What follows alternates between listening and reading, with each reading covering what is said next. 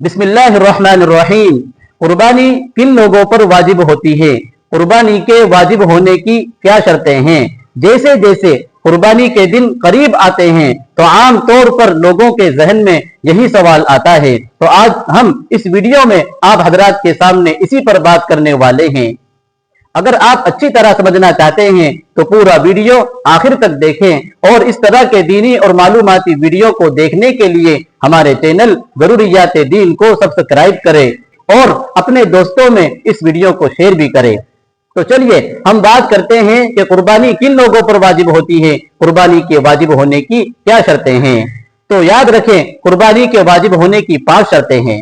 اگر ان 5 شرطوں میں سے ایک بھی شرط نہیں پائی گئی تو قربانی واجب نہیں ہوگی، یعنی قربانی واجب ہونے کے لیے ان 5 شرطوں کا پایا جانا ضروری ہے۔ نمبر 1، قربانی واجب ہونے کے لیے مسلمان ہونا شرط ہے، مسلمان ہونا ضروری ہے، یعنی مسلمان کے علاوہ کسی اور شخص پر قربانی واجب نہیں ہوتی۔ نمبر 2، قربانی واجب ہونے کے لیے عقل مند ہونا شرط ہے، عقل مند ہونا ضروری ہے، یعنی پاگل شخص پر، مجنون اور دیوانے شخص پر قربانی واجب نہیں ہوتی۔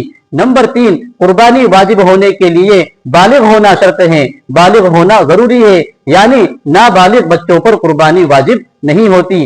نمبر 4، قربانی واجب ہونے کے لیے مقیم ہونا شرط ہے، حالت اقامت میں ہونا ضروری ہے، یعنی اگر کوئی شخص سفر کی حالت میں ہو، مسافر ہو تو اس پر قربانی واجب نہیں ہوتی۔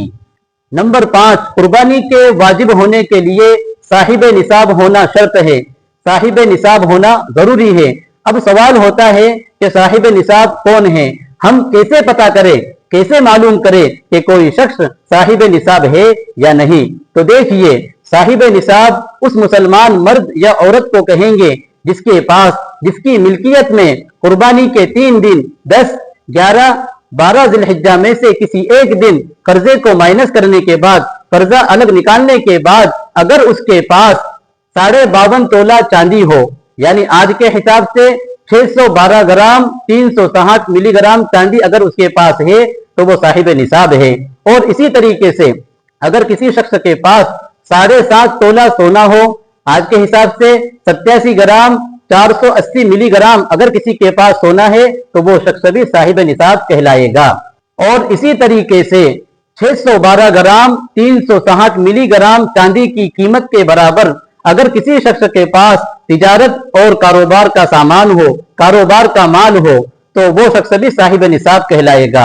اور اسی طریقے سے اگر کسی کے پاس ضرورت سے زیادہ اتنا سامان ہو کہ جس کی قیمت 612 گرام 360 ملی گرام چاندی کی قیمت کے برابر ہو تو وہ شخص بھی صاحب نصاب کہلائے گا۔